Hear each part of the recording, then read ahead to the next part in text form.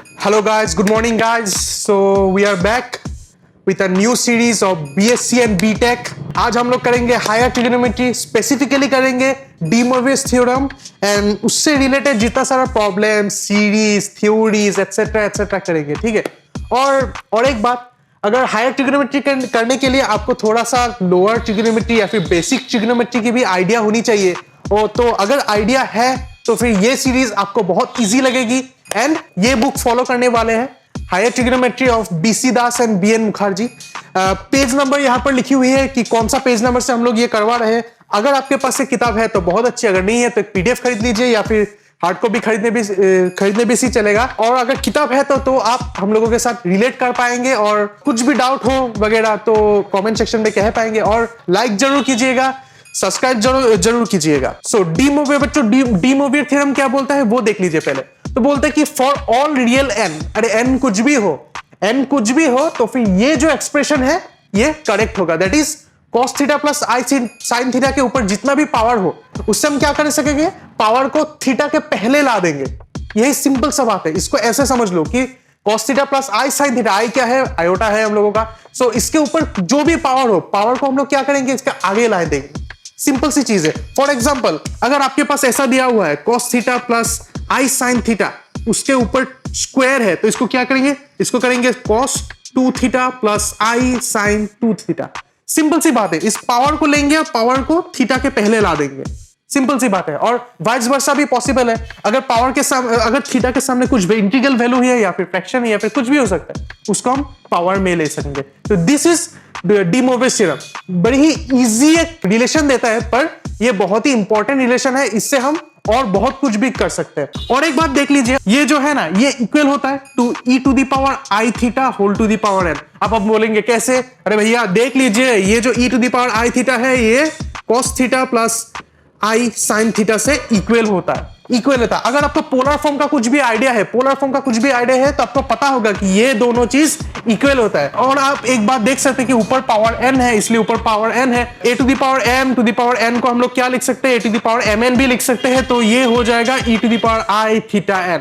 Simple सी बात है। अब इसको आयोन बोल के भी याद रख सकते हैं अगर भूल गए तो चलिए हम जो हमारा डी मोवियस थ्योरम है इसका प्रूफ देखेंगे। और एक बात, ये जो इसका प्रूफ है, इस प्रूफ को हम लोग 3 सेक्शन में बांटेंगे। दैट इज हम लोग प्रूफ करेंगे पहले n पॉजिटिव वैल्यू के लिए, n positive integral value. Integral value का मतलब क्या है बच्चों? That is 1 2 3 4 dot dot dot. Integral का वैल्यू का मतलब ये होता है। और नेगेटिव इंटीग्रल वैल्यू का मतलब क्या होगा? -1 -2 -3। इजी बात है। समझ में आया आई होप। और अगर समझ में आया तो पहले हम लोग पॉजिटिव इंटीग्रल वैल्यू के लिए प्रूफ करेंगे, फिर नेगेटिव इंटीग्रल वैल्यू के लिए प्रूफ करेंगे और लास्ट में फ्रैक्शन के लिए प्रूफ करेंगे। Fraction that is in the form of p/q। Easy चीज है, अच्छे से देखिए, समझ में आ जाएगा। तो चलिए प्रूफ को बिगिन करते हैं। आइडेंटिटी या फिर एक एक्सप्रेशन को थोड़ा सिंप्लीफाई करेंगे। दैट इज, ये हमारा एक्सप्रेशन है। यहां पर आप देख सकेंगे कि θ1 और θ2 इक्वल नहीं है, ये दोनों डिस्टिंक्ट एंगल्स है। तो चलिए फिर शुरू करते हैं। डिस्ट्रीब्यूटिव प्रॉपर्टी लगा सकते हैं इधर। डिस्ट्रीब्यूटिव प्रॉपर्टी लगाने से क्या होगा, cos थीटा पहले इससे मल्टीप्लाई होगा, सो cos θ1 इंटू cos θ2।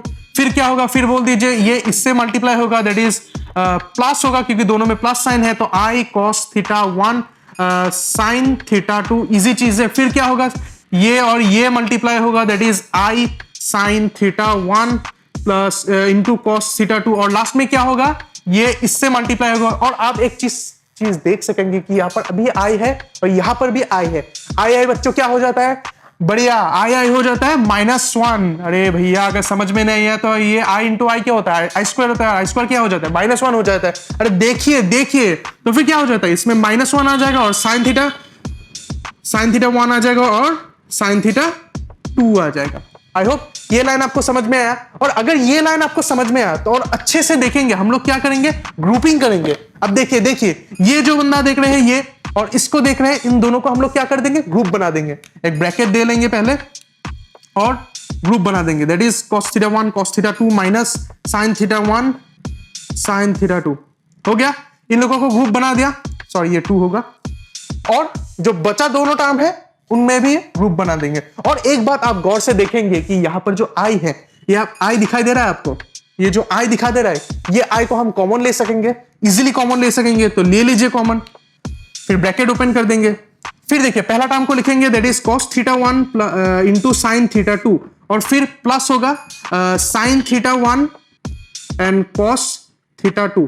और अगर आप ट्रिग्नोमेट्री की बेसिक फॉर्मूलाज एंड एटसेट्रा आपको याद है या फिर मालूम है, तो फिर आपको पता चल जाएगा कि ये फॉर्मूला किसका होगा। हाँ, ये फॉर्मूला होगा cos theta 1 plus cos theta 2। Easy चीज है। फिर क्या करेंगे, ये जो i है i को इधर लिख देंगे, और ये क्या हो जाएगा, अरे बढ़िया, ये हो जाएगा sine theta 1 plus sine theta 2। Easy चीज है, समझ में आएगा आई होप। तो अगर आप देखेंगे कि हम लोगों को एट लास्ट क्या मिला, एट लास्ट मिला कि cos theta 1 plus i sine theta 1 into cos theta 2 plus i sine theta 2। इससे क्या मिल रहा है, इस दोनों को मल्टीप्लाई करने से हम लोगों को ये मिल रहा है। इजी चीज है, मतलब आप देखेंगे कि इन दोनों को अगर मल्टीप्लाई करेंगे तो हम लोगों को क्या हो रहा है, एंगल प्लस हो जा रहा है। ये देखिए यहाँ पर थीटा 1 था, यहाँ पर थीटा 2 था। ऐसे भी समझ सकते हैं कि थीटा 1 और थीटा 2 को हम ब्रैकेट में लेके एक साथ लिख रहे हैं। समझ में आया। और इसका प्रूफ ये है। इसको एक और ऑल्टरनेटिव मेथड से भी आप प्रूफ कर सकेंगे, that is a very easy alternative method, जहां पर हम लोग इसको यूज करेंगे। ठीक है, कैसे यूज करेंगे देख लीजिए। ये देखिए cos theta 1 i sin theta 1, इसको हम लोग ऐसे लिख सकेंगे i e to the power i theta 1। अरे भैया, इस फॉर्मूला को यूज करके लिख सकेंगे कि नहीं, ऑब्वियसली लिख सकेंगे। और फिर से cos theta 2 plus i sin theta 2, इसको कैसे लिख सकेंगे, इसको लिख सकेंगे i थीटा 2 लिख सकेंगे, ऑब्वियसली लिख सकेंगे। फिर क्या करेंगे, दोनों को मल्टीप्लाई कर देंगे। अगर दोनों को मल्टीप्लाई कर देंगे तो क्या मिलेगा हम लोगों को, ये मिलेगा कि नहीं, देखिए e i theta into e i theta 2, और इसमें थोड़ा सा i को कॉमन ले लेंगे तो क्या हो जाएगा, ये हो जाएगा। अब आप बोलेंगे कि अरे भैया सर जी, ये मल्टीप्लाई प्लस कैसे बन गया। अरे यार, कैसे नहीं बनेगा, ये फॉर्मूला था, बेसिक चीजें हैं ये सब भूल जाने से नहीं होगा ना। तो i को कॉमन ले लेंगे तो फिर क्या आ जाएगा, ये आ जाएगा। और इसको फिर से हम लोग cos थीटा के टर्म में लिख सकेंगे, that is cos theta 1 plus theta 2 i sin theta 1 plus theta 2। Easy चीज है। तो अगर आप एक चीज देखेंगे कि यहां पर हम लोग थीटा का कितना वैल्यू लिया, दो वैल्यू लिया, एक है थीटा 1 और एक थीटा 2। तो फिर अगर ये दो वैल्यू के लिए भी ट्रू होगा तो फिर तीन वैल्यू के लिए भी ट्रू होगा। तो फिर हम लोग ये लिख सकेंगे cos theta 1 plus theta 2 plus theta 3 plus i sin theta 1 plus theta 2 plus theta 3। इसका वैल्यू किससे इक्वल हो जाएगा, अरे भैया तीनों से इक्वल हो जाएगा, that is cos theta 1 plus i sin theta 1 into cos theta 2 plus i sin into cos theta 3 plus i sin theta 3। होगा कि नहीं, जरूर होगा। तो अगर ये तीन थीटा के वैल्यूज के लिए इक्वल होता है तो n थीटा के वैल्यू के लिए भी इक्वल होगा। तो ऑब्वियसली हम अगर अब n वैल्यूज ले ले, that is theta 1 theta 2 theta 3 dot dot dot theta n तक ले ले, क्या करें आप, यहां पर हम लोग n एंगल्स ले लिए, theta 1 theta 2 theta 3 theta n, और इन लोगों को सेम पैटर्न में अगर लिखे तो क्या निकलेगा, तो देखिए क्या निकलेगा। पहले इसको लिख लेते हैं।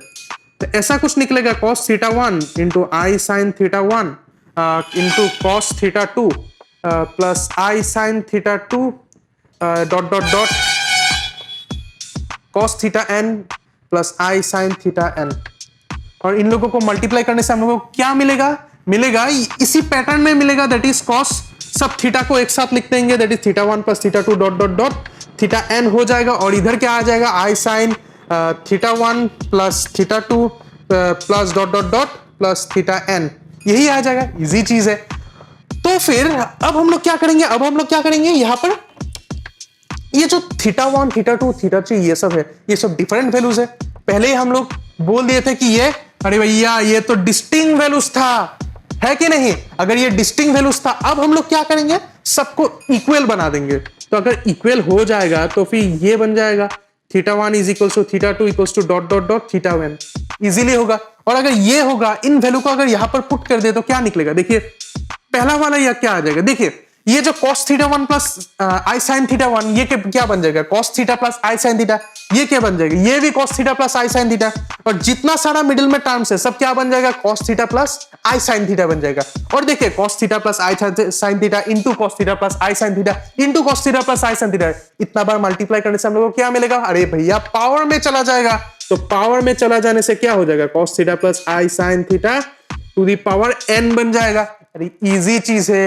और यहाँ की राइट साइड में क्या आ जाएगा, cos, और थीटा 1 की जगह में क्या देंगे, थीटा देंगे, सबको थीटा ले लेंगे, सॉरी ये पार्ट मिस हो गया, सबको थीटा ले लेंगे। अगर सबको थीटा में ले लेंगे तो क्या हो गया, थीटा 1 बन जाएगा थीटा, थीटा 2 बन जाएगा थीटा, और जितना सारा मिडिल में थीटा 1 थीटा 3 थीटा 4 सब बन जाएगा थीटा, और लास्ट में भी थीटा हो जाएगा। और ये कितना बार आ रहा है, n टाइम्स आ रहा है। इजी चीज है। सिमिलरली आई साइन क्या हो जाएगा, सेम चीज होगा, theta plus dot dot dot plus theta कितना बार आएगा, n टाइम्स आएगा। होगा कि नहीं, इजी चीज है। अरे भैया फिर थीटा अगर n टाइम्स आता है तो इसको शॉर्ट फॉर्म में क्या लिखेंगे, n थीटा लिखेंगे plus i sign n theta बन जाएगा। इजी चीज है। तो I hope n positive values के लिए आपको ये समझ में आया, ज्यादा कुछ हार्ड नहीं है। और इसके बाद वाले वीडियो में हम लोग n को नेगेटिव लेके भी प्रूफ करेंगे। ये देखिए प्रूफ हो गया cos n थीटा, और ये आ गया हम लोगों का डी मोवियस थ्योरम का proof for part 1, that is case 1, n is positive integral number।